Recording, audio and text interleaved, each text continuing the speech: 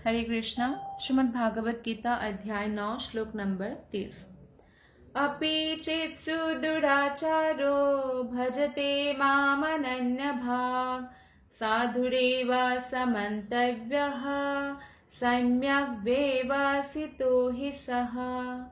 अपि चेत् सुदुराचारो भजते मामनन्यभाक् साधुरेव समन्तव्यः सम्यक् व्यवसितो हि सा।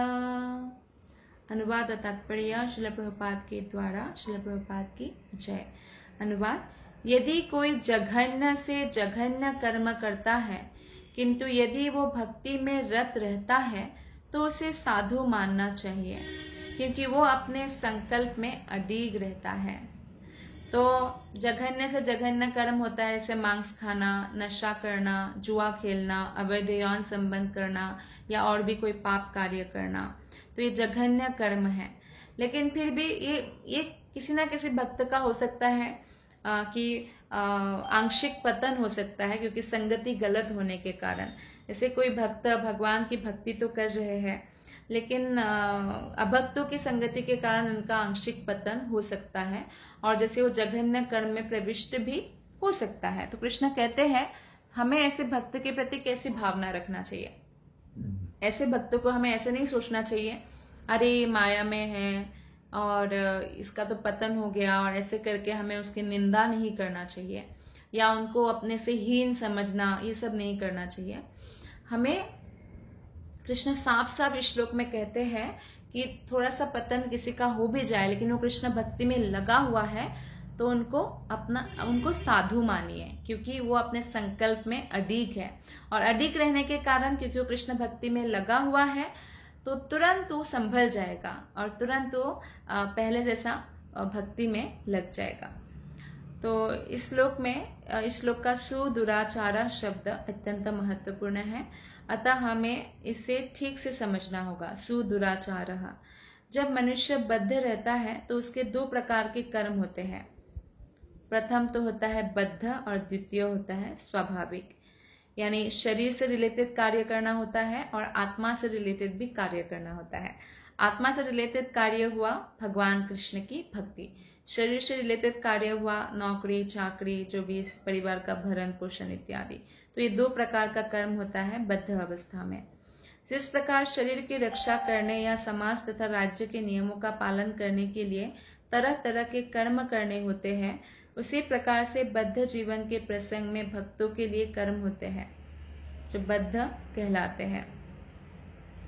इनके अतिरिक्त जो जीव अपने आध्यात्मिक स्वभाव से पूर्णतया भिन्न रहता है, वो कृष्ण भावनामृत में या भगवत भक्ति में लगा रहता है, उसके लिए भी कर्म होते हैं जो दिव्य कहलाते हैं। यानी जो पूर्णतया कृष्ण के प्रति समर्पित है, वो जो भी कृष्ण के लिए कार्य करते हैं, उस कर्म को दिव्य कहा गया है।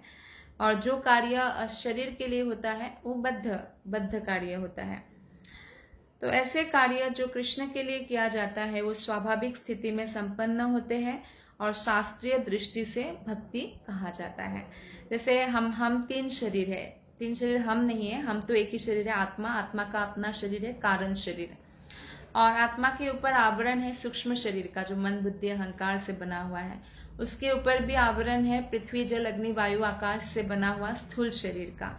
और जब कोई स्थूल शरीर छोड़ता है तो उसको मृत्यु कहते हैं। फिर वो उसी सूक्ष्म शरीर में बंदी होकर आत्मा दूसरे माता के गर्भ में प्रविष्ट होते हैं, जो भी उसके कर्म है उसके अनुसार वो जन्म लेती है या लेता है।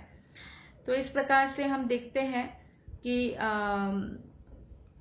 जो हमारा जब हमें कभी भूख लगती है तो उससे आत्मा जो शरीर है कारण शरीर, उसका कोई लेना देना नहीं है, वो बद्ध शरीर का कार्य है, यानी स्थूल शरीर का कार्य है। या जैसे हम मन में दुख अनुभव करते हैं, डिप्रेशन अनुभव करते हैं, लोनलीनेस फील करते हैं, वो मन का कार्य है, यानी सूक्ष्म शरीर का, उसका स्थूल शरीर या आत्मा से कोई लेना देना नहीं है। और जैसे ही हम कृष्ण के प्रति कुछ भी प्रेम पूर्वक सेवा करते हैं तो वो कार्य है हमारा दिव्य स्वाभाविक स्थिति, वो आत्मा का कार्य है। तो बद्ध अवस्था में कभी कभी भक्ति और शरीर की बद्ध सेवा एक दूसरे के समांतर चलती है और कभी कभी एक दूसरे के विपरीत भी हो जाती है। जहाँ तक संभव वो भक्त हमेशा सतर्क रहता है कि कोई भी ऐसा कार्य ना करे जिससे भक्ति में बाधा हो।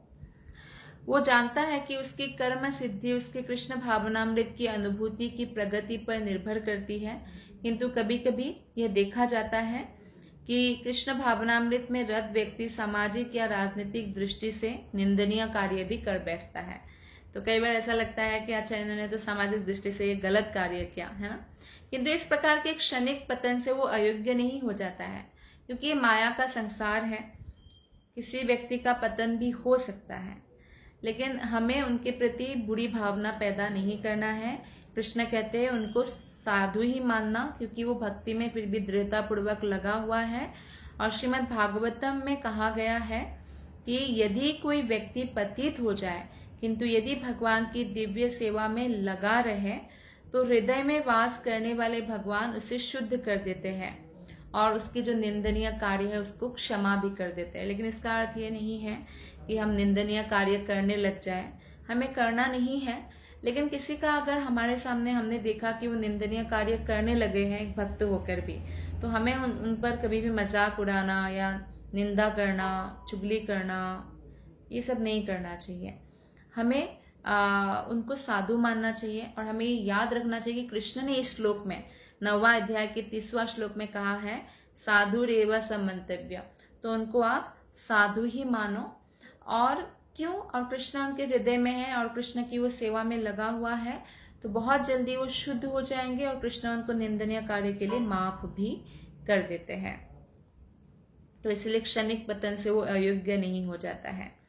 भौतिक कल्मश इतना प्रबल है कि भगवान की सेवा में लगा योगी भी कभी कभी उसके जाल में आ फंसता है, लेकिन कृष्ण भावनामृत इतना शक्तिशाली होता है भक्ति, कृष्ण की भक्ति, कि इस प्रकार के आकस्मिक पतन तुरंत रुक जाता है।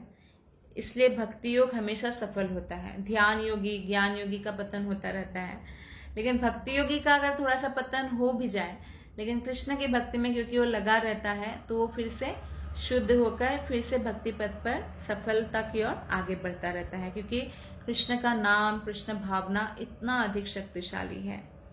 किसी भक्त के आदर्श पथ से अकस्मात गुमराह होने पर हमें हंसना नहीं चाहिए, क्योंकि जैसा कि अगले श्लोक में बताया गया है, जो ही भक्त कृष्ण भावनामृत में पूर्णतया स्थित हो जाता है, ऐसे आकस्मिक पतन कुछ समय के पश्चात रुक जाते हैं। तो ये नए नए भक्ति में आने से कई बार पतन हो जाता है, क्योंकि ये भौतिक कलमश इतना है भौतिक जगत में, लेकिन फिर भी क्योंकि वो भक्ति में लगा हुआ है तो उसका आकस्मिक पतन के समय जो है उसके बाद जो है उसका होना बंद हो जाता है, वो पतन नहीं होता है और वो भक्ति में दृढ़ता पूर्वक स्थित हो जाता है। अतः जो व्यक्ति कृष्ण भावनामृत में स्थित है और अनन्य भाव से हरे कृष्ण मंत्र का जप करता है, उसे दिव्य स्थिति में आसीन समझना चाहिए। भले ही कभी उनका देववशात कुछ पतन हो भी चुका हो, लेकिन उनको साधु ही मानना चाहिए कृष्ण के हिसाब से। साधुरेव शब्द अत्यंत प्रभावात्मक है इस श्लोक में। ये अभक्तों को सावधान करते हैं कि आकस्मिक पतन के कारण भक्त का उपहास नहीं किया जाना चाहिए, तब भी उसे साधु ही मानना चाहिए। मंतव्य शब्द तो इससे भी अधिक बलशाली है। यदि कोई इस नियम को नहीं मानता और भक्त पर उसके पतन के कारण हंसता है, तो वो भगवान के आदेश का अवज्ञा करता है। जो हंसता है ना दूसरों के आकस्मिक पतन पर, उसका पतन होते फिर देर नहीं लगता है। इसलिए हमें कभी भी दूसरों पर ऐसे हंसना नहीं है भक्त पर। भक्त की एकमात्र योग्यता यह है कि वो अविचलित भाव से, अनन्य भाव से भक्ति में तत्पर रहे। नरसिंह पुराण में निम्नलिखित कथन प्राप्त है।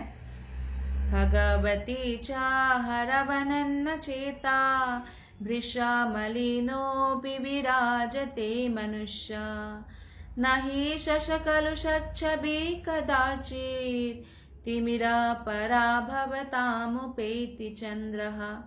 कहने का अर्थ यह है कि यदि भगवत भक्ति में तत्पर व्यक्ति कभी घृणित कार्य करता पाया जाए, तो इन कार्यों को उन धब्बों की तरह मान लेना चाहिए जिस प्रकार से चांद में भी दाग है ना, खरगोश के धब्बे है, तो ऐसा ही भक्तों का आकस्मिक पतन को हमें मान लेना चाहिए।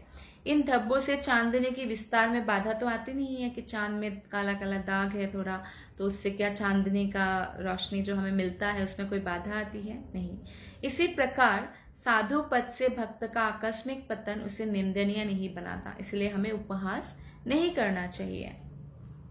किंतु इसी के साथ यह समझने की भूल नहीं करनी चाहिए कि दिव्य भक्ति करने वाला भक्त सभी प्रकार से निंदनीय कर्म कर सकता है। ऐसा हमें नहीं करना कि अच्छा ये तो भगवान ने कहा ही है तो थोड़ा सा पाप हम भी कर लेते हैं, ये गलत है। ऐसा हमें नहीं करना है। इस श्लोक में केवल उसका उल्लेख है कि भौतिक संबंधों की प्रबलता के कारण कभी भी कोई दुर्घटना हो सकती है। जैसे रॉयल रोड भी हो, एकदम कोई टूटा फूटा रोड ना भी हो, तो वहां पे भी तो, हाईवे में भी तो एक्सीडेंट होता है ना। तो इसलिए हमें दूसरे भक्तों के लिए दया की भावना रखना चाहिए। आकस्मिक पतन पर भी उनको हमें एक साधु की तरह ही सम्मान देना चाहिए। भक्ति तो एक प्रकार की जो है माया के विरुद्ध युद्ध की घोषणा है एक्चुअली भक्ति। तो जब तक मनुष्य माया से लड़ने के लिए पर्याप्त बलशाली नहीं होता है तब तक वो पतन हो भी सकता है, किंतु बलवान होने पर ऐसे पतन नहीं होता है। तो मनुष्य को इस श्लोक का दुरुपयोग करते हुए कोई ऐसा कार्य नहीं करना चाहिए जो निंदनीय है, या 4 नियम को तोड़ना, मांस खाना, नशा करना, जुआ खेलना, अवैध यौन संबंध करना, ये सब नहीं करना चाहिए। और ये भी नहीं सोचना चाहिए कि मैं भले ही कुछ भी करूं मैं भक्त ही बना रहूंगा, क्योंकि ऐसा जानबूझकर करना अत्यंत निंदनीय है। तो यदि वो भक्ति के द्वारा अपना चरित्र नहीं सुधार लेता तो उसे उच्च कोटि का भक्त नहीं मानना चाहिए। तो इसलिए हमें क्या करना है, अगर हमें ऐसा आकस्मिक पतन किसी में दिखता है तो हमें उनका उपहास नहीं करना। इस श्लोक से हमने ये सीखा। और कृष्ण कहते हैं उनको साधु ही मानना है। और लेकिन अपने केस में इस श्लोक को लेकर ऐसे नहीं सोचना है कि मैं कुछ भी कर सकता हूँ, तो ऐसे भी नहीं सोचना। हमें दृढ़तापूर्वक भक्ति पथ पर लगे रहना चाहिए और कोई भी निंदनीय नहीं कार्य करे इसका पूरा ध्यान रखना चाहिए। धन्यवाद। हरे कृष्ण।